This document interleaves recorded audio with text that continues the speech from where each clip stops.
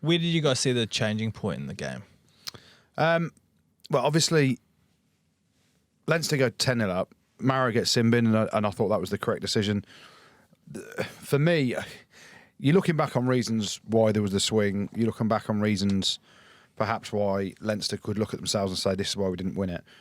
Obviously, before half-time, McGrath goes for the box kick when it's in the red.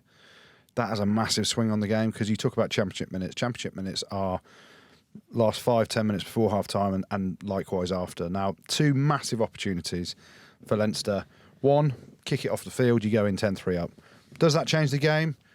Don't know. What did happen, obviously Saracens scored, as we know, before half-time. You go into the changing room and you are absolutely on top of the world, because you're the last team to score just before half-time. You then come out, and Leinster started really well in the second half as well, didn't they? 2 or 3 opportunities.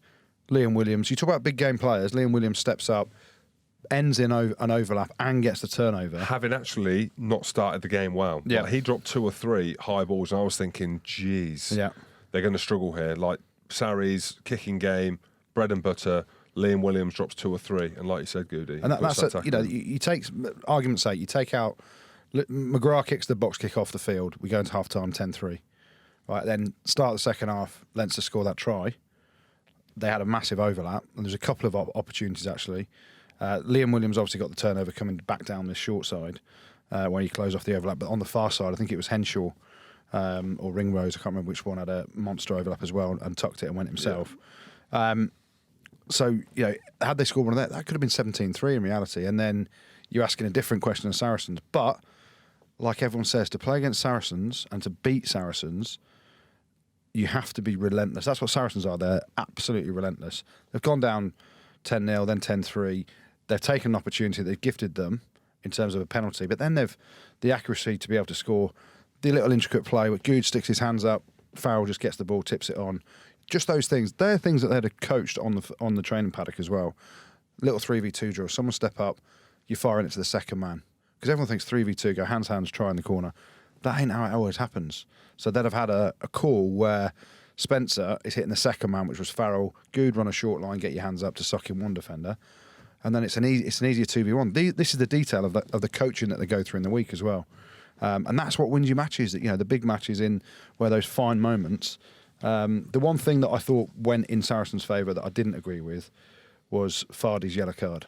And Jerome Gar says, when did you same as first half? I thought Maro's one were Maro penalties that were cynical and deserved a yellow.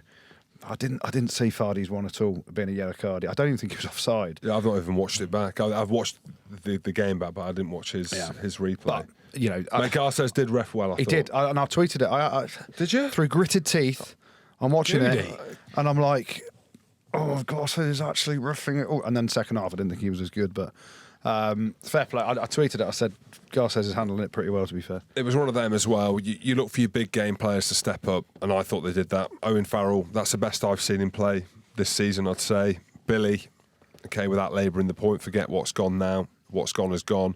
His performance, I have not seen him play that well since pre-breaking his arm. Yeah. Turnovers, intercept pass, they're standout moments. But he had 2 intercepts, did he? He had 2 intercepts. Yeah. I think he got the turnover on the try line as well, just before half-time, where Leinster were hammering the line. Yeah.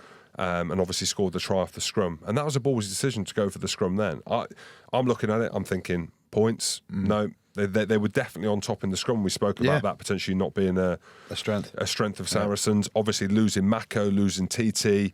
You bring on Baz, you bring on Vincent Cook, who hasn't played well this season. And the scrum, for me, was such a big dominance in that game. And obviously Billy scores that try. Yeah. So some of the stats, though, were ridiculous, weren't they? Brad Barrett, 28 tackles, 16 ball carries. What about that human being? What? And people were questioning it. He went off at half-time in the semi, didn't he? Because of his ankle. Wasn't sure whether he was going to play. What a hero. And I'm glad he got man of the match, because often people look at, Billy scores the try, Billy had some big moments, and rightly so, and other players had some big... Lazowski was outstanding. Other players, Maro was pretty good as well. And often the bigger players, the bigger name players, the storyline players get man of the match for an impact like Billy's try. Brad Barrett is the glue that held that team together. 28 tackles. no misses. There's going to be how are your shoulders? How's your body? There's going to be a massive void when he leaves. Yeah. I mean, how much longer can he keep going? I mean, you're doing that. Not he ain't got many of those big games left. I don't mean this disrespectfully for him. You do that. You can't do that week in, week out at the top level at the intensity that they were doing it at. He'll play on for another 2 or 3 seasons. You reckon?